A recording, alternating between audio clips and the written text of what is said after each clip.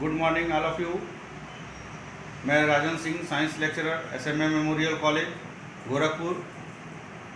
आज मैं आप लोग का नया टॉपिक ऑर्गन सिस्टम में डाइजेस्टिव सिस्टम शुरू करने जा रहा हूँ।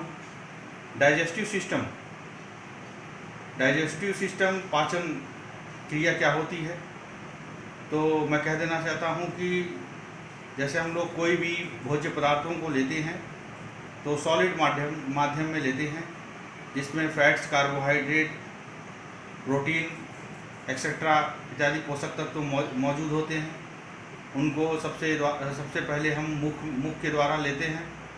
मुख में सबसे पहले इन जटिल यौगिकों को छोटे छोटे टुकड़ों में तोड़ा जाता है और सरल बनाया जाता है। तत्पश्चात पाचन की क्रिया प्रारंभ होती है। इसी को हम लोग पाचन कहते हैं। अब ये पाचन कई प्रक्रियाओं में होते हुए गुजरते हुए अंत होता है इसका।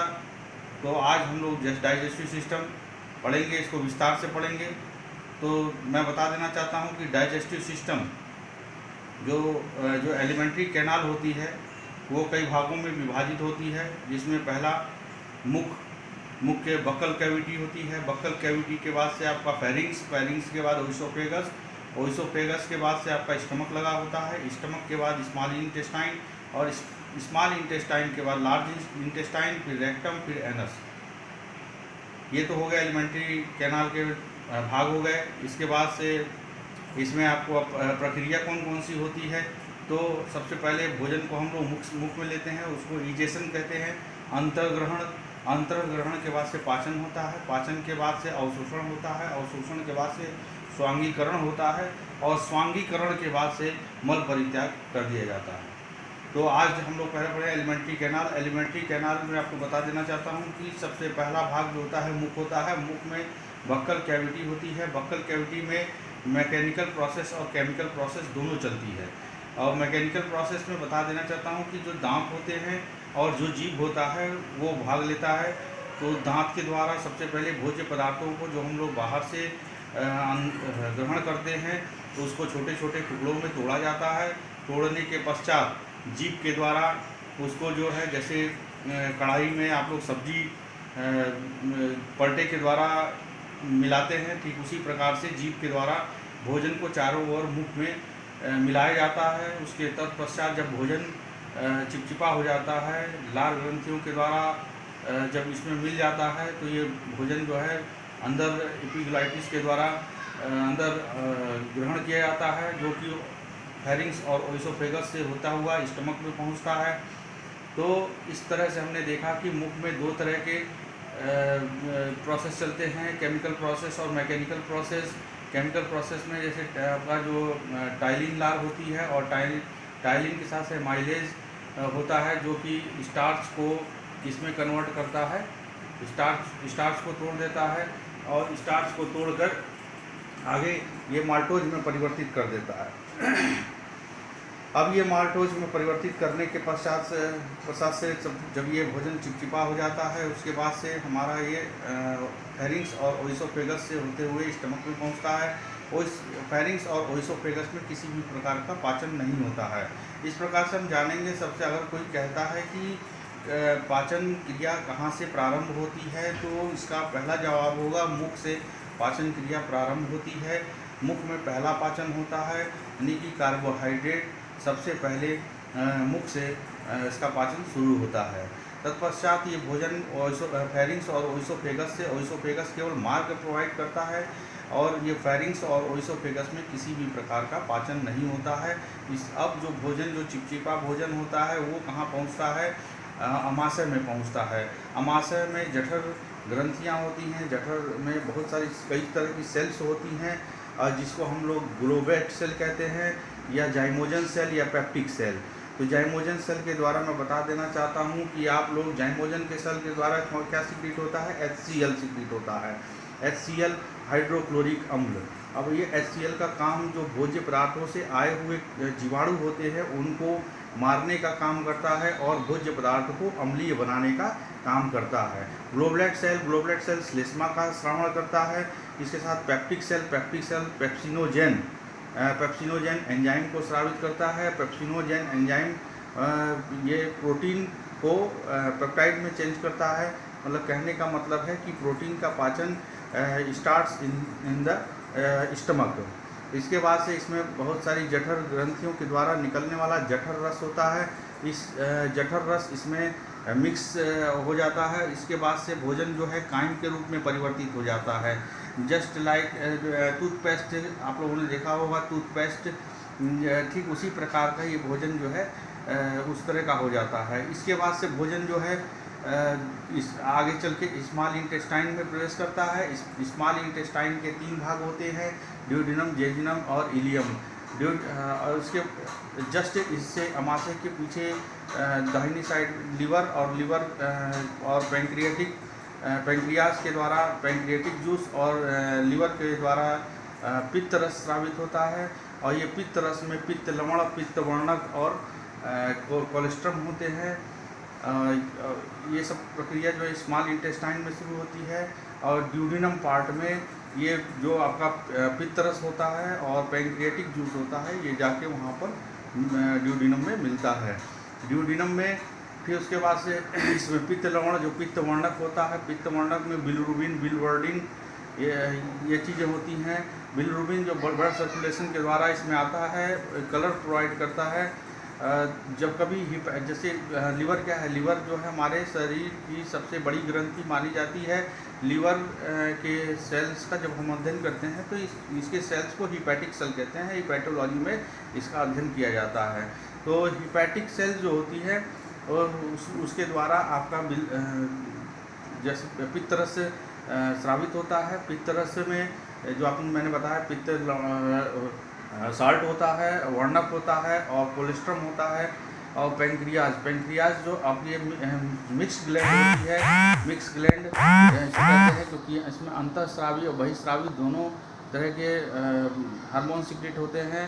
इसमें जो लैंगरहैंस की दीपिकाएं पाई जाती हैं और लैंगरहैंस की दीपिकाओं में अल्फा, बीटा, गामा सेल्स होती है। जिस बीटा सेल के द्वारा इंसुलिन प्रवाहित होती है। इंसुलिन का कार्य तो आप लोग जान ही रहे होंगे। डायबिटिक में यानी कि insulin play role in the diabetes patient, मतलब कि इंसुलिन का काम ग्लूकोज के लेवल को कंट्रोल करना होता है।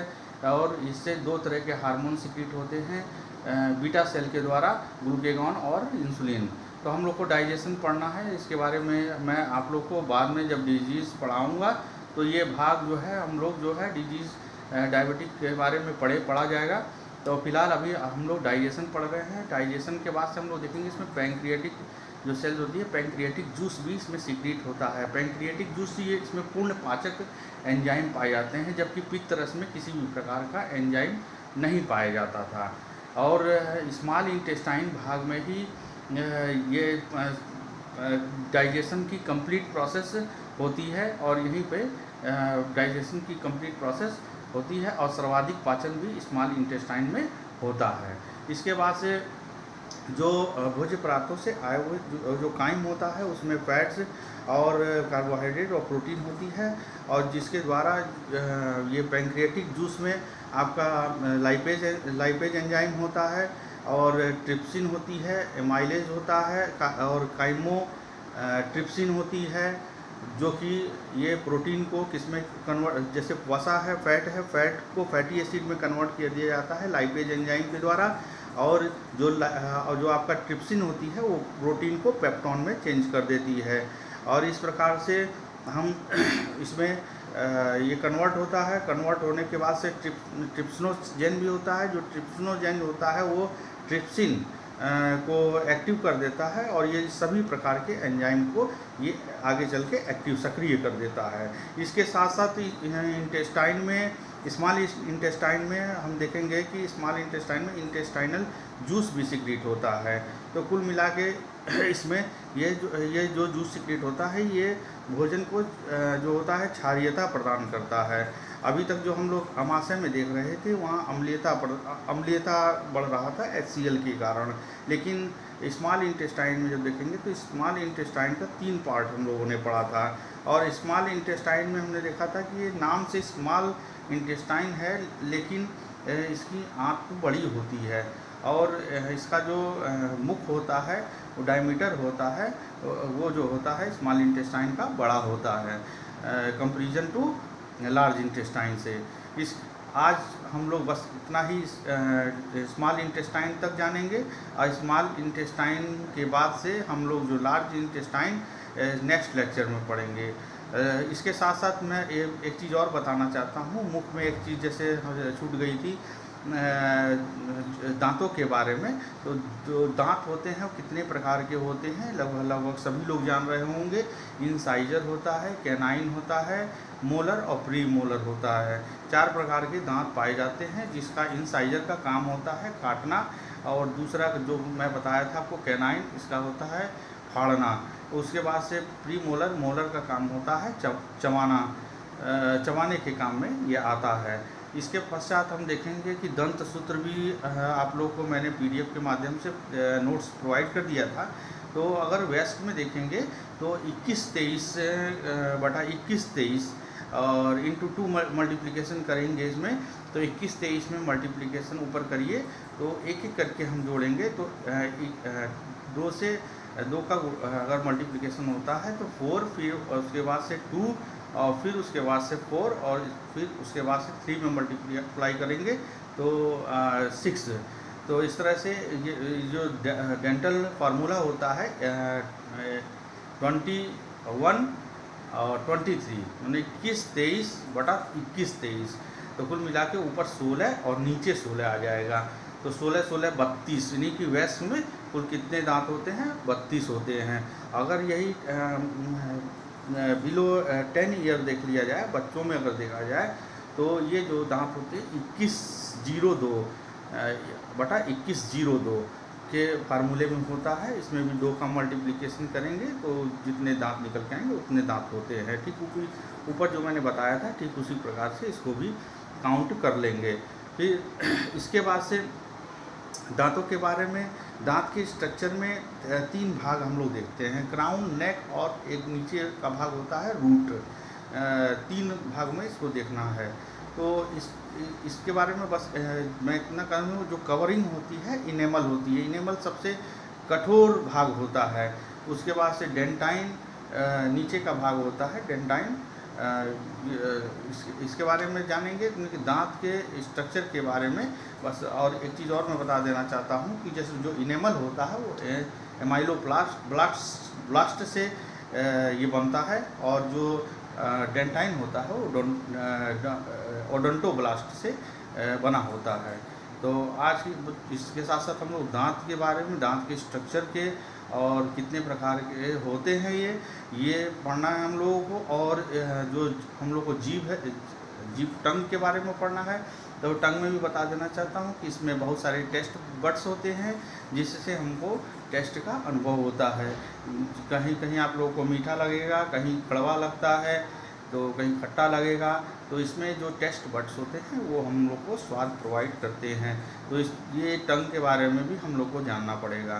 तो आज बस डाइजेस्टिव सिस्टम में आज हम लोग बस इतना ही पढ़ेंगे, और इसके बाद से हम लोग लार्ज इंटेस्टाइन पढ़ेंगे। लार्ज इंटेस्टाइन विस्तृत अध्ययन हम लोग नेक्स्ट लेक्चर में किया जाएगा। बस आज के लिए इतना ही। धन्यवाद।